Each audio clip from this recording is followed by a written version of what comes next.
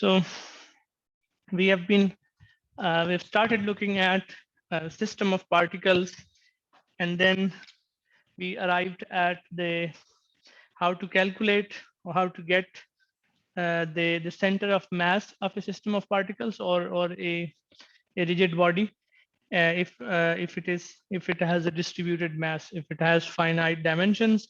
And we also got to the result that the center of mass of a system of particles moves as if it is only responding to the net external force, right? That is what the conclusion was.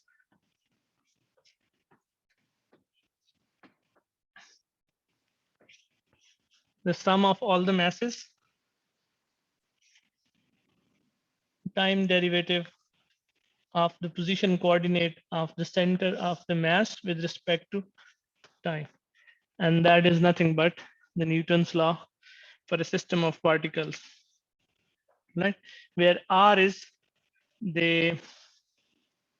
what is R? Where R is defined as sum mi Ri over M. Okay. Now we can rewrite this as d over dt and dr over dt. What is this? What is in parenthesis?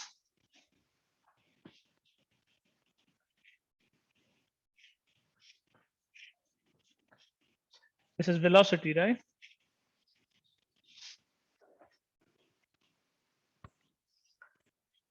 Now, since mass is a constant, I can just write it inside the derivative.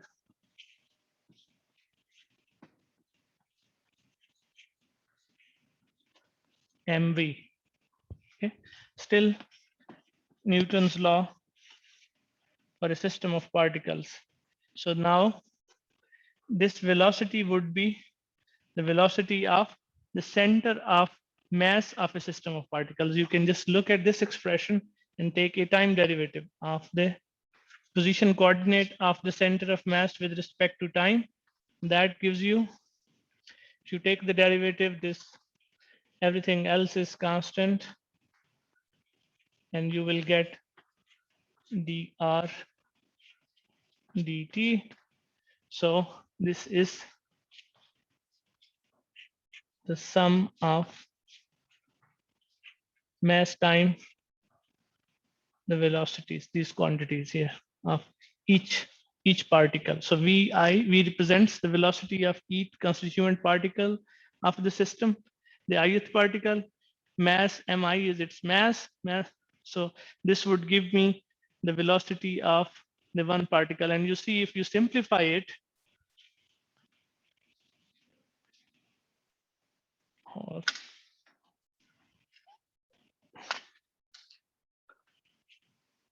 the capital V, that's the velocity of the center of mass of all particles. And if you reduce this sum to just a single particle, then you see what happens to the right side. Let's see if I is equal to 1, and that's it. That's the maximum number of particles you have. So what would be the total mass? M1, okay, and here M1 V1. So mass cancels, and the velocity of the center of mass would be just the velocity of the only one particle that you have in the system, right? So this makes sense. So now we are going to define a new quantity. Okay.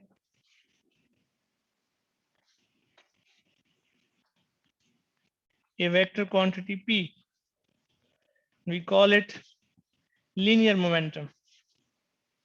Okay. So what P is, you can see it from here. What is P? If you multiply mass here on both sides, you get mv equals sum of mi vi. Okay.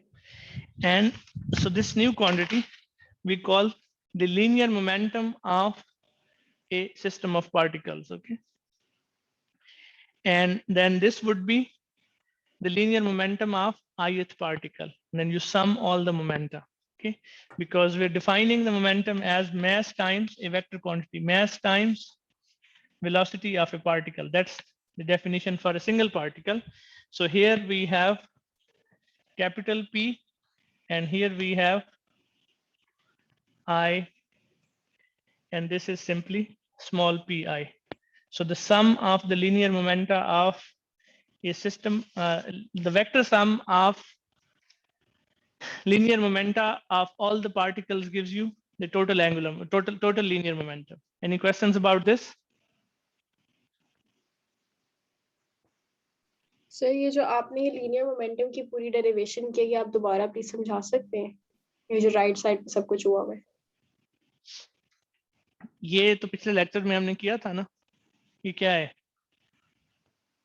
तो ये तो आपका position vector हो गया ना of the centre of mass particle. का, centre of mass का, बिल्कुल ठीक है। अब इसका टाइम डेरिवेटिव ले लें दोनों तरफ, सही।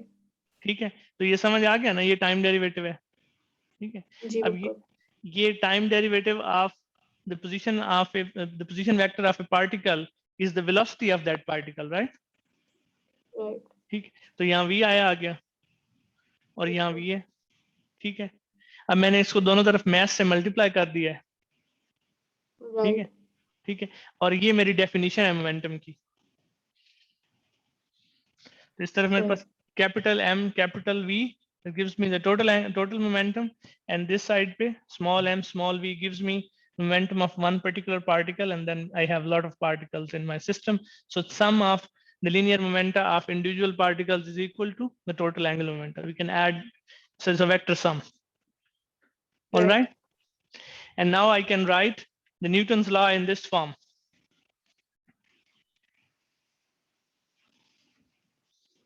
And this is by far the most general definition of Newton's second law.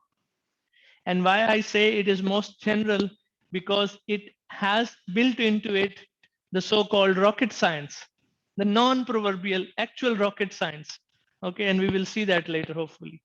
Okay, so this is nothing but a Newton's law. Okay, you can write it for an individual particle. You can write the force acting on a particle is equal to the time rate of change of its momentum.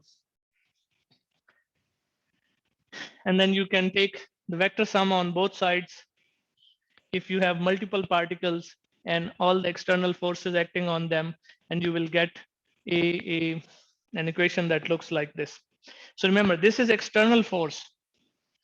This is external force, and this is the linear momentum, which we obtain by summing all the momentum of individual particles that are part of our system. So this is a very important equation. This takes us to the conclusion that if the external force is zero, if the external force is zero, then what do we know about P?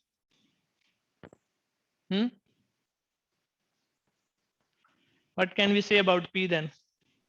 It must be a constant. Then P must be a constant. Okay. And its derivative would be with respect to time? Zero. Zero. So what happens is that if there is no net external force acting on a particle or a system of particles, the total momentum, the total linear momentum of that system is conserved.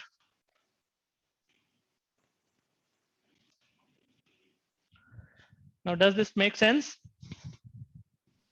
Sir, could you repeat the last point, the conservation thing? If there is no external force, then you would have dP equals dt 0 from this equation, right? And that means that P is equal to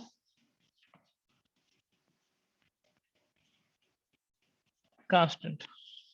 So if a system of particles has a given angular momentum, okay, or a single particle. It's true for a single particle or a system of particles. You have to be careful with what is external force and what it is an internal force. We will look at an example to make this point more transparent.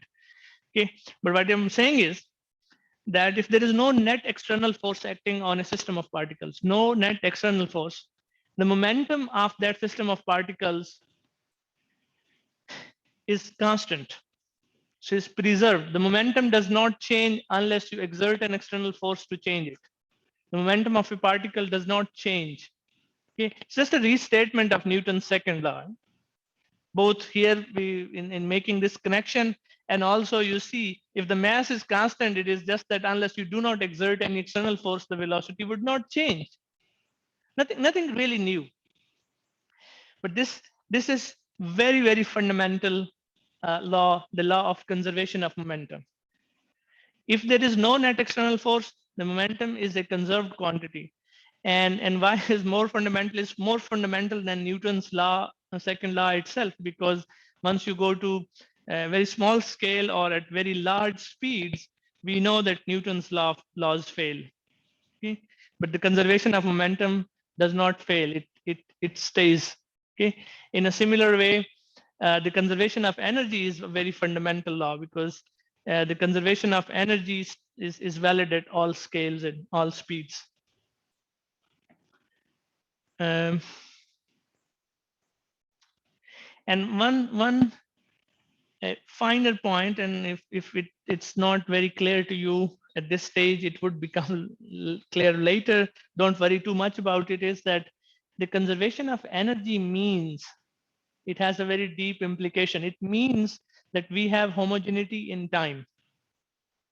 Homogeneity in time means that if you did an experiment today, and if you did an experiment 5,000 years ago, or if you would do an experiment 5,000 years after today, the time has symmetry. The time flows symmetrically. Okay? There is no inhomogeneity in time. You would get, for the similar conditions, similar results. The physics remains same. And that's conservation of energy. The conservation of momentum induces the homogeneity of space. Okay, the space is homogeneous. If there is no force, the space is homogeneous. Okay, so if you did an experiment here, and if you did an experiment at some far away point in space, if the net force on the system is 0, then you would get the same results.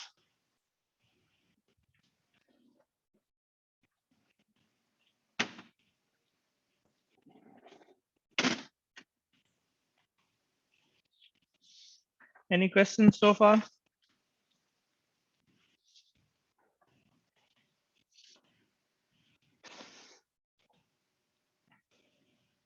Now let's do an example, what it means by the conservation of momentum, okay? So let's say that we have a ferry. If you do not know what a ferry is, a ferry, these are very common in countries which have a lot of islands or long sea borders. A ferry is just a big boat. Is big enough that you can actually drive on to it. You can take your car on it. Okay. Usually the ferries are big. So let's say that you have a ferry floating in water. Okay, and then you have your park here at one edge of the ferry. Okay, that is where you're parked. All right, and you're far away from any shore. You're far away from the shore. So this is your ferry, the boat, the big boat, and here you have car. The ferry has mass m, and your car has mass m, small m. All right. Now let's imagine that the drag force when the ferry moves through water is 0. Just to make the point, the drag force is 0.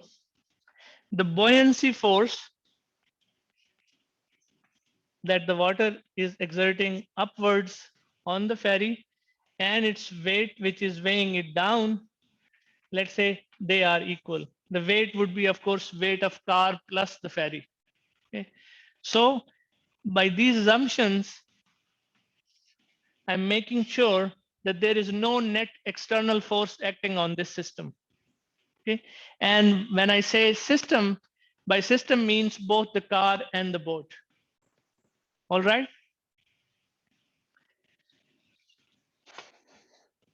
Now, in this given situation, let's say at some point you start driving on the ferry in this direction. Okay. What is your momentum? What is your linear momentum?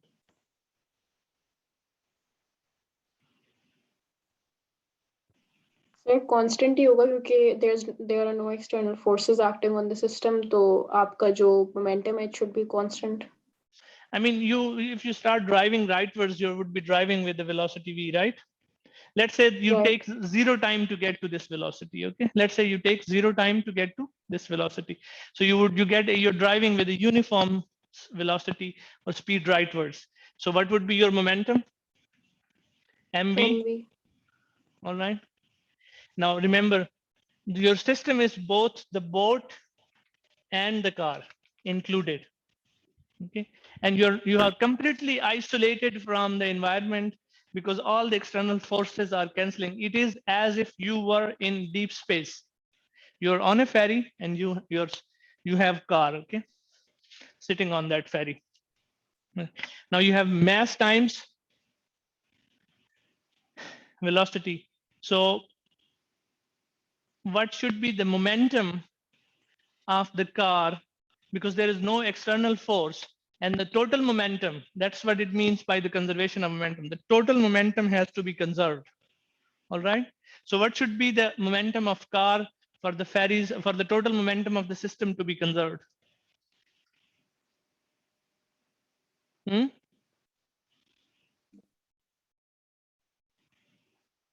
How do I conserve momentum? No external force, and you're driving on the ferry in this direction.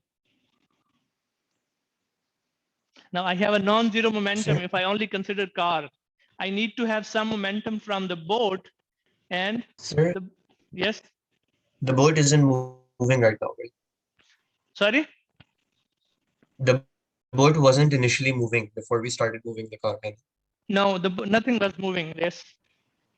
Okay, so इसकी Sir, opposite ही इसमें जाएगी ना, I guess. Minus MV होगा. The Yes. boat. So the boat must move.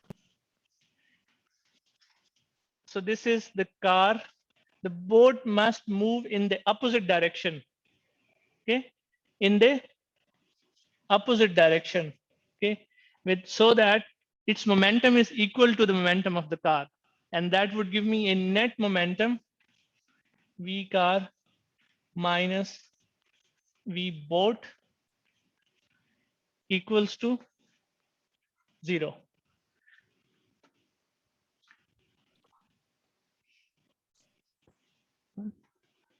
And it also makes sense because when you are moving, when you start driving rightwards, you're exerting a force on the boat in this direction.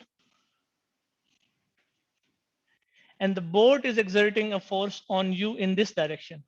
Okay.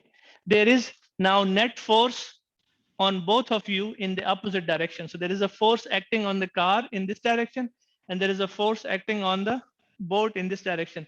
But these both are internal forces. Okay? There is no net external force that is acting on the system from outside. No outside. This is an internal. This is an internal pair of forces. Okay, and the both ferry and boat start. Sorry, the car and the ferry start moving with respect to each other. All right. And in order for them to conserve the momentum, this is the equation that we get. The boat must move leftwards to conserve the momentum. Okay? And this is common experience. If you have ever been on a boat, if you when the boat is coasted, when you just step off the boat, you see that the boat gets pushed in this direction. Okay? There are other examples, but if there is no net force acting on this object, its total momentum should be constant because of this equation, right? dp by dt. So this force is 0. That means dp by dt is 0. And that means P is constant.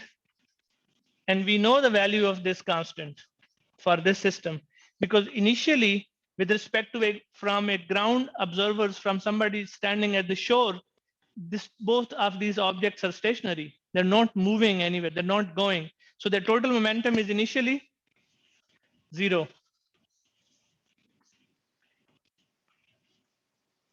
The momentum of their center of mass, okay, is 0. What happens to the momentum of the center of mass now?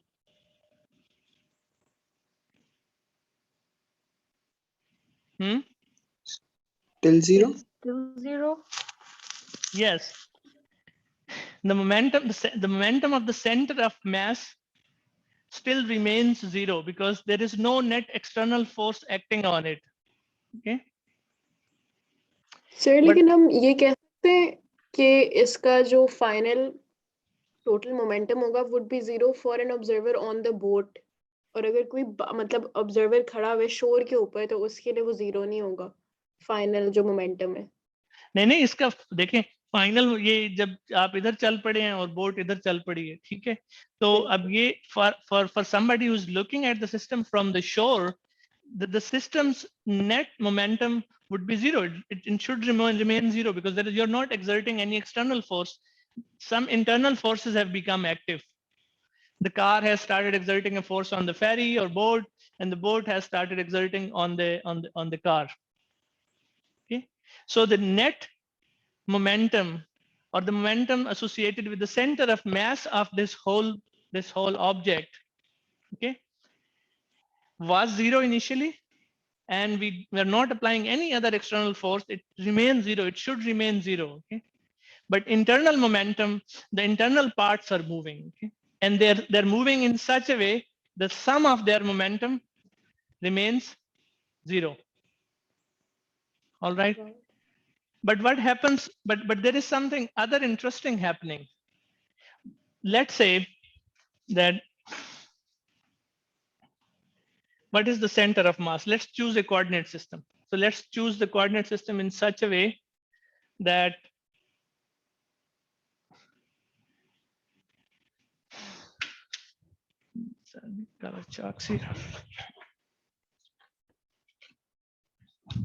so let's choose the velocity of car और velocity of boat को opposite direction में नहीं होना चाहिए? बिल्कुल opposite direction में है, बिल्कुल opposite direction, इसी वजह से तो negative sign है। सर वो तो हमने जब उसको दूसरी तरफ मूव किया है, तो अगर जब हम ऊपर वाली इक्वेशन में देखें mv equal to mvb, हाँ, तो उसमें एक साइड पे नेगेटिव नहीं आना चाहिए? नहीं, आप ये देखिए, याद रखें हमेशा जो वेक्टर सम होता है, the signs make sense on the same side of equation. This is the question. This is the vector sum. Okay, p1 plus p2 plus p3 equals whatever the answer is. Okay, ये vector sum है, तो यहाँ पे science matter करती हैं, याद रख लें. So this should not confuse you. ठीक है, तो यहाँ पे ये तो मैंने इससे स्टार्ट किया, but that should be a consequence of this equation. Let's look at it in the opposite direction. So let's choose the coordinate system so that 0 is the initial position of the car and the left edge of the boat. Okay, is at 0, and the boat is capital L distance long. All right, and let's ignore the dimensions of the car. Let's say the car is just a point particle. All right, and let's say that boat also has a uniform distribution of mass across its length. All right. So what would be the center of mass of the whole system? The center of the mass of the whole system before the car starts moving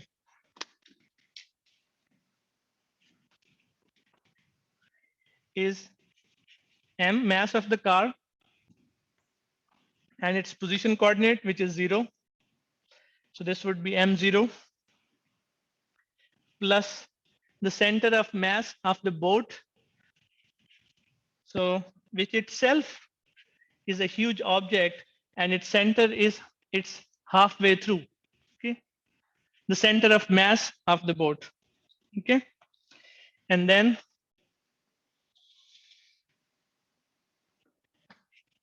m plus m. Now this is initially the center of mass of the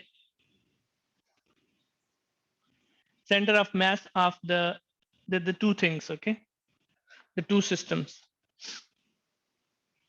And if you can just look at it, this is 0, this is m L by 2, and here you have m plus, and this is capital M.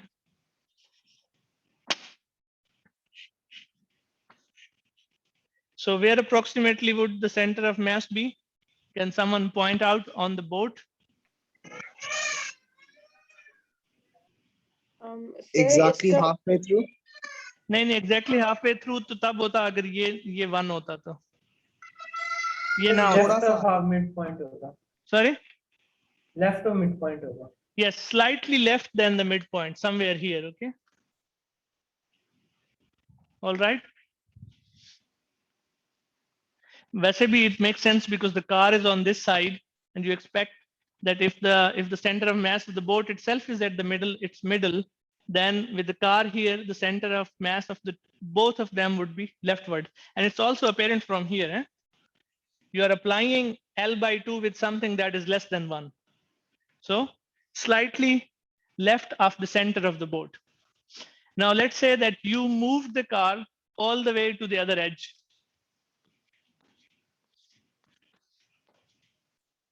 All right. So what is the center of mass after this movement? This is before.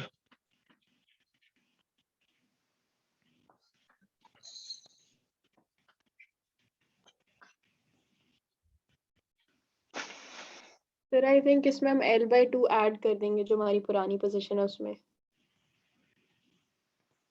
Let's see. Okay.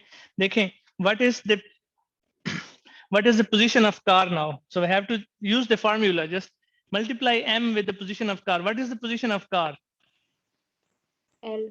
L हो L. जाएगी sir. Capital L.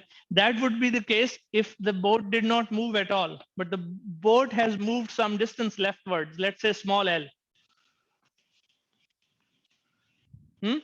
So then what would be the position of the car now? Small L Capital plus L. Large L. Capital L minus small l. In our coordinate system, which is at the ground, right? Which is not moving. So if the boat was not moving leftwards, then it would be just ml. But now the boat has moved some distance leftwards. And what is the center of mass of the boat? Where is it now? L by 2. M minus half L.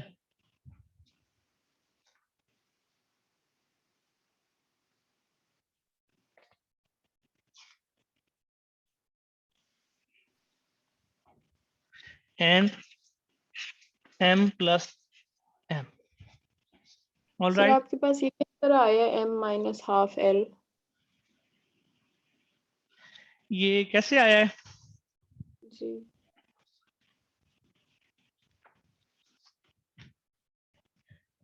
Let me see.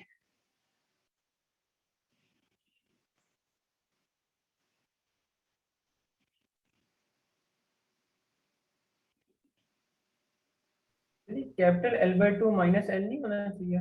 Yes, I think it would be, sorry, I think it would be L minus L by 2 minus L. और sir ये capital M होगा ना इसके साथ? जी बिल्कुल.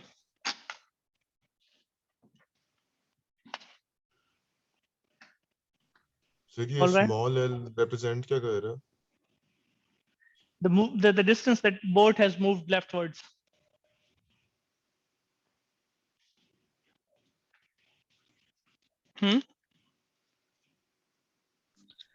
Is it making sense?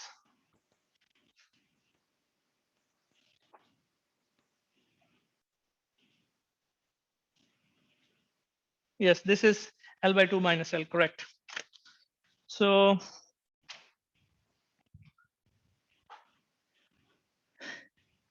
now if you're looking at this situation from outside, from ground, there is no external force. The center of mass should not move. Right? So that means these two, the position of the center of the mass before the movement and after the movement should be the same. And this looks puzzling, but what is happening is, if you're looking at it from ground, okay, what is happening is, as you move the car this way and the boat moves this way, in order for the center of mass to stay there with respect to ground, okay, from this green axis, okay, the boat moves this way and the person moves this way. So the center of mass moves on the boat in this direction and comes here on this side. Okay, but it moves by the same amount rightwards as the boat moves leftwards. So from the ground point of view, you do not really see the center of mass moving, but within the system, center of mass has moved. By the same amount, the system has rearranged. The boat has moved this way. Okay? So that is why you can equate these two, the center of mass before and the center of mass afterwards. And then if you equate these two and solve for small l, the amount with which the boat has moved leftwards, what you get is this.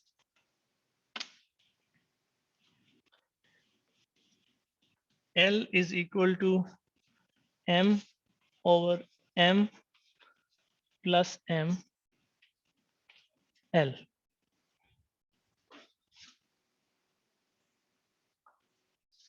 Now,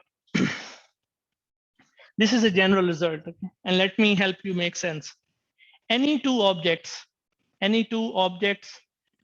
with no external force, if one object moves exerting some force on the other, because for the object to exert some force, it needs to move away, it needs to exert some force on the other object. So let's say any two objects.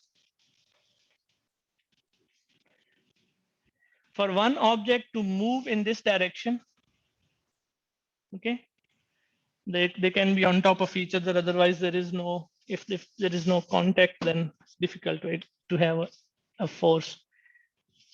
For any objects, for one object to move in this direction, and if we know the masses of both objects, and if the one object moves distance L, if the one object moves distance L, okay, the other object must move a distance small l in the opposite direction to preserve the linear momentum or the total momentum of the system. And this is the relationship between the two distances that the two objects cover. If one object with this mass small m moves L distance rightwards, the other object must move small L distance leftwards. Now you can apply this example to when you shoot a bullet from a gun. All right. So as the bullet leaves the gun with a certain velocity and it has a certain mass. Okay. So the amount of time the bullet is in contact with the gun, and that would be the length of the barrel. Okay. So if bullet moves distance L, some distance, probably a small distance, that the gun must move in the opposite direction. So this is an equation of recoil, if you like. If you want to calculate two objects separating from each other, okay? Let's see that you have an astronaut pushing on the space station to get away from it. Let's say there is an accident or something, an astronaut wants to get away from the space station. So if you push on the space station, the astronaut would move away from it is not just the astronaut that would move away. The space station would also recoil. And the relationship between the two lengths, the two distances, is this. This is an equation that helps you reconnect recoil of two objects. This comes from the conservation of momentum. Now, any questions?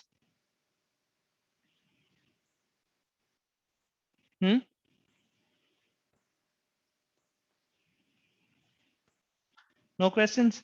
Now let's analyze that the ferry is very, very large. Let's say it's not a ferry, it's a cruise ship. So the mass of this is much, much larger than the mass of the car. Okay. If you plug that in, what is L then approximately? Zero. That is why very large objects do not recoil. Okay. Or the recoil is very small for very large objects. If the object that is shooting off, if the relative mass is, the difference between the masses is huge, then the recoil of the larger object is negligible. And that is quite common experience, isn't it? So the more comparable these masses are, the more similar these masses are, the more the recoil that you will get, more length, more distance you must Sir, one travel thing- on the opposite. Yes. Sir, one thing I don't understand is when these masses are equal, it says that the L travel will be half of L. Shouldn't it be the same distance? If they're equal, तो उनकी तो momentum भी same होएगा, तो उनकी velocities भी same होएगी, तो उनका equal distance नहीं travel करना चाहिए.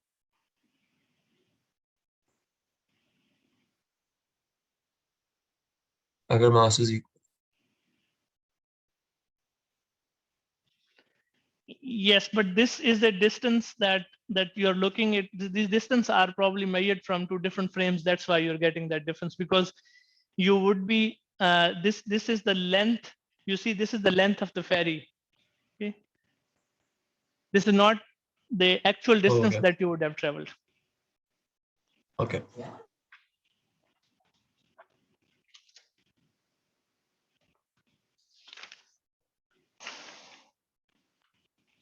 Okay, but let's keep analyzing this situation more. So what happens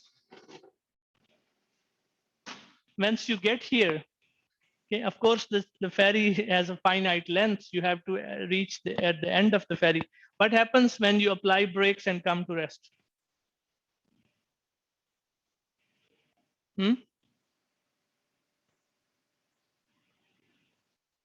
Will the ferry move slightly forward because they're applying a backwards force? Yes, when you brake, you're exerting again an internal force on the ferry in this direction, and the ferry is exerting a force on you in this direction.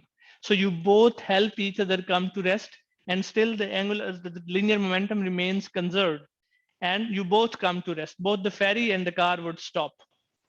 So they would, as the car moves, they would slide in the opposite directions, and then when you stop the car, wherever you stop the car, and imagine there are no external forces, both the ferry and the car would stop, right? And now, if you were right next to a shore, okay, if the ferry was already coasted and you were here, what happens? If you just simply drive off the ferry, what happens? If you started here and then you just drove off the ferry, what happens then? तब भी थोड़ी पीछे जानी चाहिए फेरी. The ferry would go backwards and would continue going backwards. Even if you come to rest on the ground, you have become disconnected now. There is no spooky connection between the objects to keep the conservation of momentum. Now the conservation of momentum would break down because external forces have come into play. One, you have become detached, okay, from the ferry. Okay? And then when you come to rest on the ground, you are using the force from earth to help you stop, not from the ferry. Okay, so you can come to stop after disembarking, and the ferry would continue moving in this direction. So the angular momentum won't be conserved anymore. Oh, sorry, the linear momentum. तो sir Sir. अगर हम लोगों ने जो वो consider किया था कि आपकी एक्सटर्नल फोर्सेस जीरो होंगी, कि ड्रैग फोर्स वगैरह सब कुछ अगर हम इग्नोर कर रहे हैं, तो इस तरह इस सिचुएशन के अंदर द फेरी वुड मूव, मतलब हमेशा के लिए मूव करती रहेगी ना, कि there is no Yes, yes, force exactly. Stopping it. Yes, exactly. That is Sir, why one it is relatively question. cheap to it is relatively cheap. The only difficulty in sending long haul space missions is that you need to get them out of the gravitational fields, and once they are in the low gravity field, they move, I mean, frictionless. So if they have finite momentum, they continue moving with it forever, more or less. Yes. Sir, the question is कि हमारे let's say जो हमने फेरी बनाई हुई है ऊपर, अगर उसके पास से कार लीव कर जाती है और बिल्कुल लाइक राइट एंड पे खड़ी है, तो सर उसका एकदम से सेंटर ऑफ मास सेंटर में नहीं आ जाएगा पूरी फेरी के? Like after the car is disconnected, Yes, मतलब the center of mass would move. Yes. उससे क्या फर्क पड़ेगा? कोई नहीं. अच्छा, okay.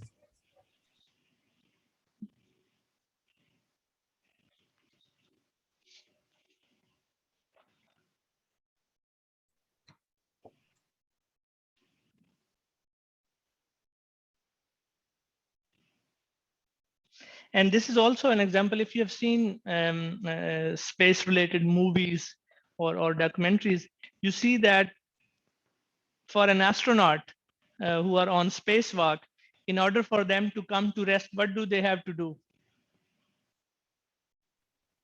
Grab onto something. Sorry. Yes, but let's say Grab they are, onto. let's say if the astronaut is, yes, they have to grab onto something, but let's say the astronaut is untethered. So they have air pumps that they Push it. push Air themselves Sorry. with. They have air pumps that they push themselves around with. Yes, because air pumps is they probably have to use the propulsion exhaust, okay, in the direction they want to brake, okay, because they cannot hold on to something. They cannot stop themselves. So to change momentum, they need to use an propulsion exhaust. Thrust in the opposite direction. Yes, to brake. Yes.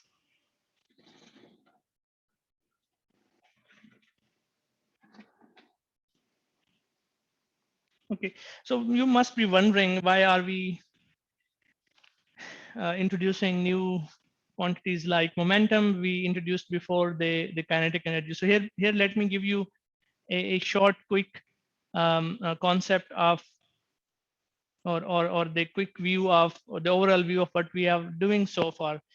Initially, we started with the Newton's second law, and we said, and we solved a lot of problems just using this equation.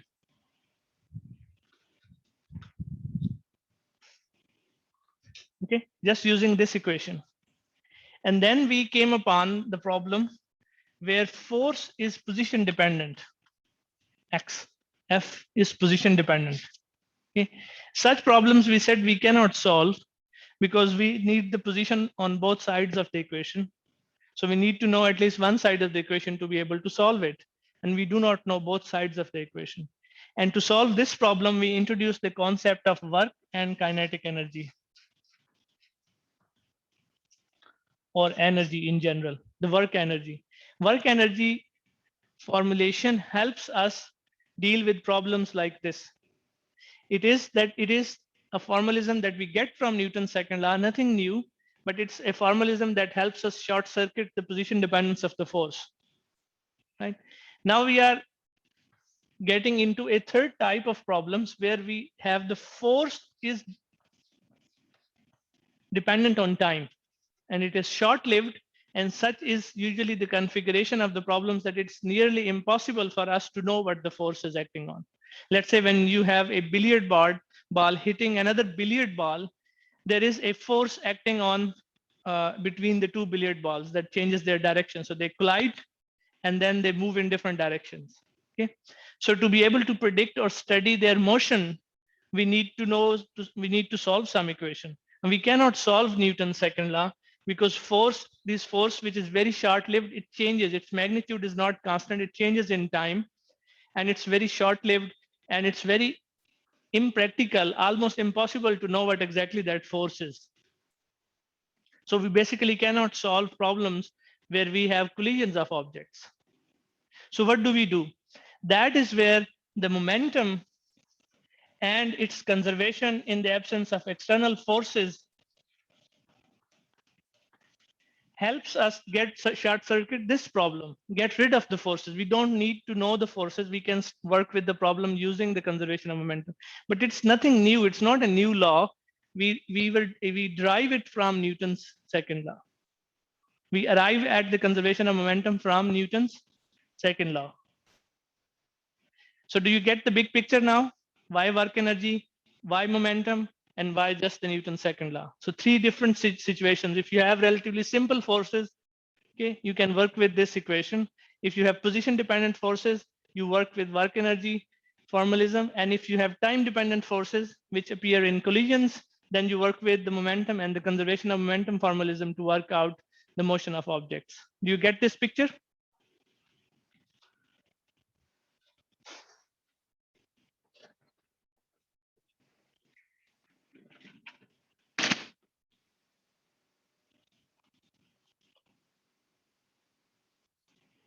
Okay, let's take an example of collision of two objects. Let's say an object with mass m1 is moving with initial speed or velocity u.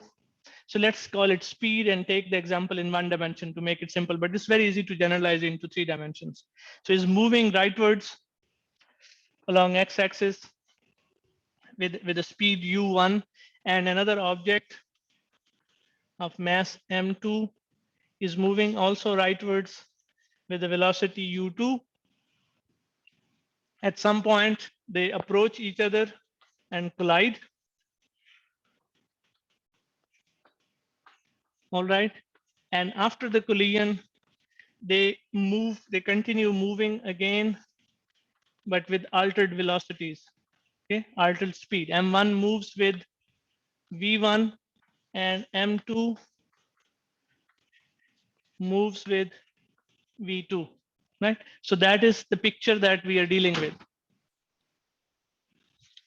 Now let's apply the conservation of momentum to this system of particles. What is the momentum, total momentum before collision? What is it? M1 M1 U1 M2 plus M2 U2. What is the momentum afterwards? M1 V1 plus M2 V2, and the conservation of momentum says it should be equal. All right. So just let me write it in a more useful way. M2, let me bring just the M2 terms on one side and M1 terms on the other side. I can just now algebraically manipulate this equation as I like. So this gives me U2 minus V2 equals M1 V1 minus U1. Okay, I'm going to use this. Now, when such a collision happens, it is not guaranteed that the kinetic energy would be conserved. Not always. Okay, be careful. I'm not saying that total energy is not conserved. I'm saying the kinetic energy may not be conserved. For example, if you collide two cans of tin together together, you see that they get dents. Some kinetic energy can get into de-shaping the object if the object is not rigid enough. Billiard balls, on the other hand, are an example where kinetic energy is approximately conserved. Okay, but if depending on the nature of the object, kinetic energy is not always conserved. Momentum, however, is almost always conserved. Okay, so if you have, let's say, a situation where kinetic energy is also conserved in addition to the linear momentum, such collisions are called elastic collisions. Okay, and they are called elastic collisions somehow because the assumption is that when an object hits the other objects, their surfaces deform perfectly elastically.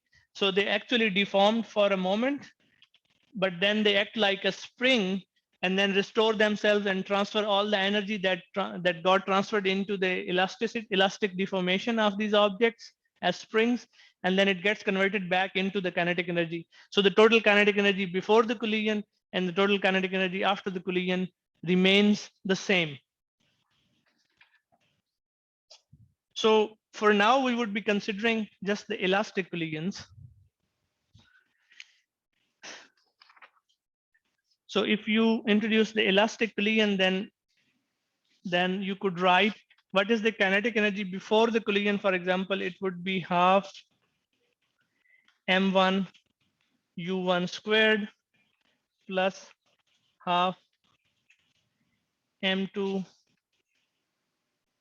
u2 squared, and the kinetic energy after the collision would be half mv1 squared plus half mv2 squared, and they would be equal. But this is only true when you have special collisions, elastic collisions. Not every collision is elastic. Now you can start simplifying it. For example, this factor of half cancels everywhere. And again, you can bring the m2 terms on this side, m1 terms on the other side, and that gives you something like this. m2 u2 squared v2 squared is equal to m1 v1 squared minus u1 squared, right? And in the next step, you see, can I write this as u2 plus v2 into u2 minus v2, right? Into the factors, both of them. So let me just write them this into the factors, and this is the equation that we get from momentum. Okay. So remember this equation that we get from the conservation of momentum, and then this equation we are getting from the kinetic energy. Let me just do it on the same board so that you don't miss it. So m2 now is u2 plus v2 times u2 minus v2, and this is equal to m1 v1 plus u1 times v1 minus u1. Okay, just this read out this equation upstairs, and now divide the whole equation by this equation, the one that we get from the momentum.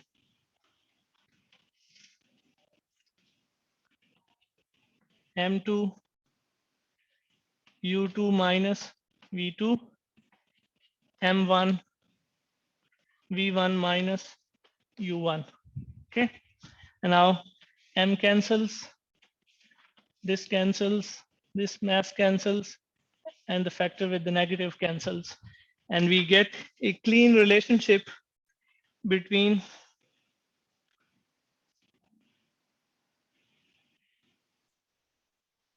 u1 plus v1 is equal to u2 plus v2. Now let me rearrange these terms, and you see, if I rearrange, I can write them like this: u2 minus u1 is equal to minus v2 minus v1. Okay, first of all, are you okay with this rearrangement? Does it make sense?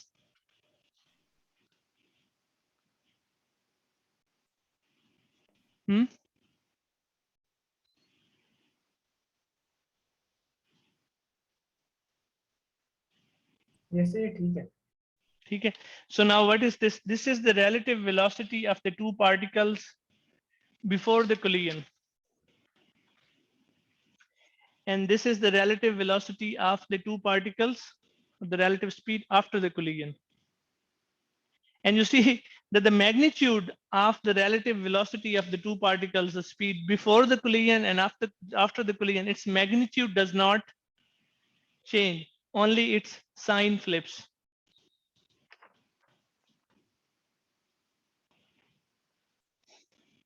Okay, so in addition to that, you can also write V2 equals U1 plus V1 minus U2. Okay. And now substitute this value of V2 from here back into this equation, the one that we get from momentum. Okay, substitute it there and solve for V1. Can you do that please for me? Take this value of V2, substitute it in this equation, and then solve this equation for V1.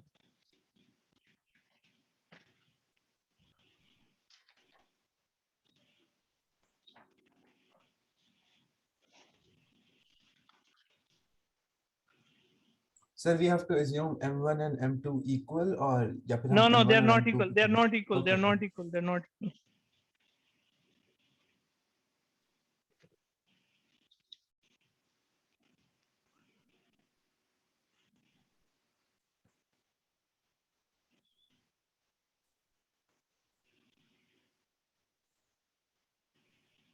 Sir इसमें are we assuming के जो ये scenario है सारा, इसमें perfectly elastic collision हो रही है। हाँ जी, हाँ जी। लेकिन अभी तो आपको सिर्फ ये इस पे तो अभी कोई assumption की जरूरत नहीं है. You just have to plug in V2 in here and solve it for V1.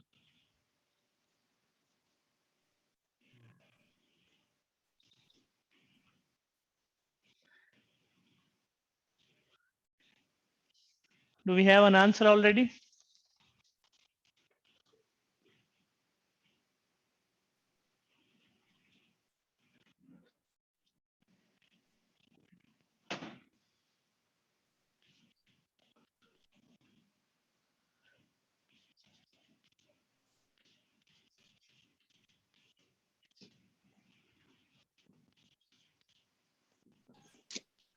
Sir, M2 U1 minus M1 U1 over M2 minus M1. Okay, so can you just verify what I am writing on the board, that we both agree?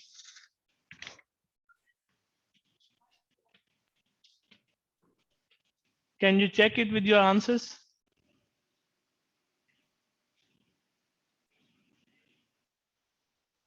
Hmm? जी sir, मेरे पास यही answer है. Yes, and then you can also solve for V2 as well, getting the value of V1 from the original equation, and then you will get an expression M2 minus M1 times U2 plus 2 M1 U1 over M1 plus M2. Okay, these are very useful, and why they are useful is, look, we want to solve a problem. Let's say that you have a system of particles and you know their masses and you know their initial velocities. And now they have collided inelastically, which means both the momentum and the energy is conserved. If this is all that you know about the problem, then you can find the final velocities v1 and v2, and you see on the right side, right hand side, everything is given. You know masses, you know initial velocities of the two objects. You can generalize this equation for 3 objects, 4 objects, and so on. Okay. In a similar way, you can also find the final velocity of the second object in terms of the initial velocity of the both objects and their masses. So that essentially is that this expression tells you that you can actually solve the problem, find the final speeds after the collision without having to worry about, or without knowing what the force is between the objects when they are colliding exactly. Make sense?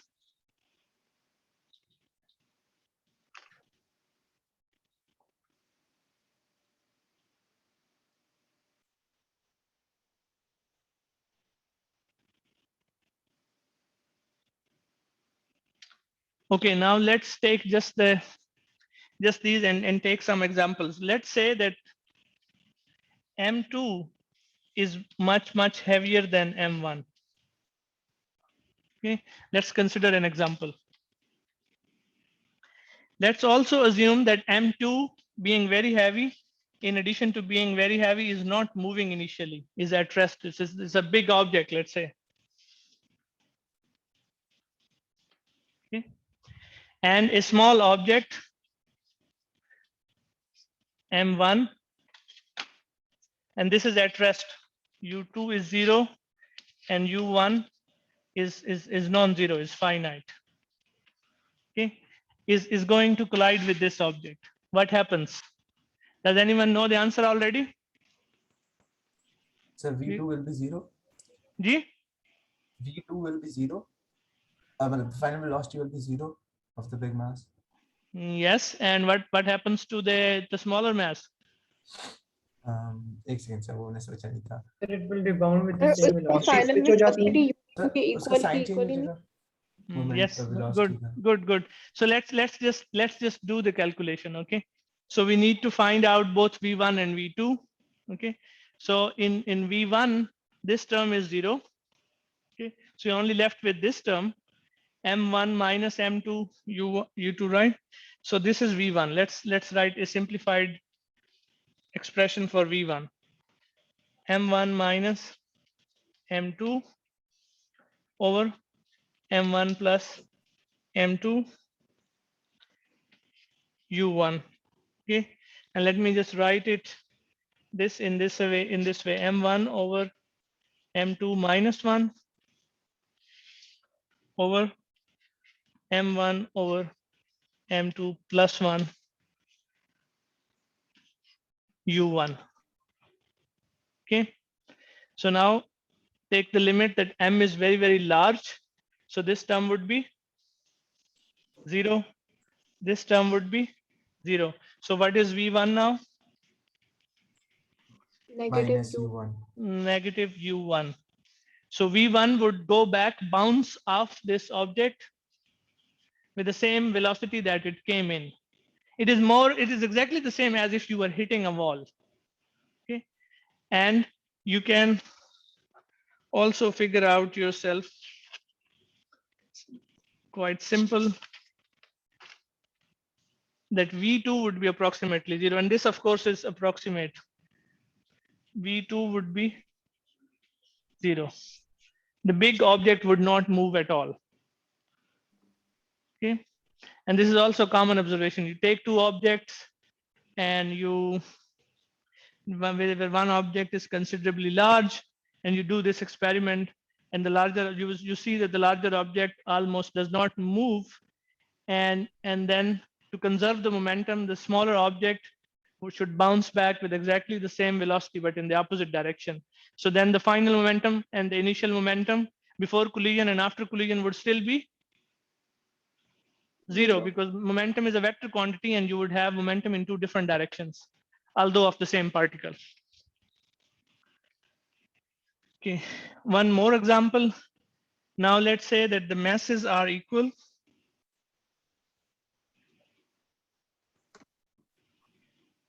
Okay, so let's say that M1 is equal to M2, and let's say that they have the same mass M. And if you plug that in here, what would be V1 if the masses, and let's say that the one object, this object is still 0. So the objects are same, but the one object is just sitting, is not moving. Okay, so then this term goes to 0 because U2 is 0. And this term goes to 0 because masses are equal. So when a moving object hits an object of the same velocity, what happens? What is V1? 0. V1, 0. It comes to rest. And what happens to V2? You can argue from here that it actually moves with the same speed, U1. Starts moving with the same speed as the incoming particle.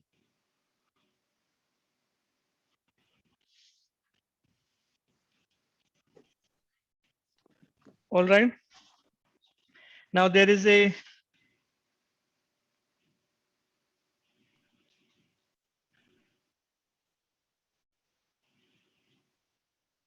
Now there is a third case that you can look at, and that is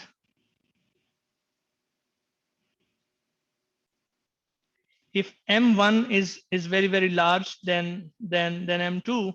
So if you just reverse the situation, let's say this is the M1 is large, okay, M2 is small, okay, M1 is large, but still M2 is initially at rest. So what happens? This is for you to work out, okay? What happens if the incoming object is much larger than the object that is sitting? Okay? And see what happens. Now this was a perfectly elastic cases. Then we have the inelastic situation. Now it's very difficult to study the inelastic cases, but there is one such case which is actually relatively easy. Okay? And that is that if you have an absolutely inelastic collision. What is an absolutely inelastic collision? तो इसमें kinetic energy conserve नहीं रहेगी inelastic में. So the final momentum becomes 0. And the momentum would be still non-zero. Right. It would be conserved. It depends on the collision. The perfectly inelastic collision is when the two objects come together and hit together and just get stuck with each other. Okay? They do not bounce off at all. All right. So the relative velocity with respect to each other is 0. Okay. That is a perfect, a perfectly inelastic collision. And in such cases, you can write M1 U1 plus M2 U2 is equal to, now the objects have become 1. M1 plus M2 multiplied by the same velocity, the common velocity that now the objects are moving. Oh, I have moved on to the next board, sorry.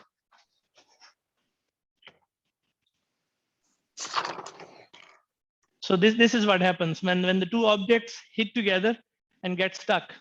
So the final momentum would be just simply the sum of their mass times the same velocity that they are moving if they get stuck. Okay, and from here, although now we have lost the conservation of energy equation. Okay, the conservation of energy helped us write these velocities v1 and v2 in terms of u1 and u2. Without that, we wouldn't be able to write these equations.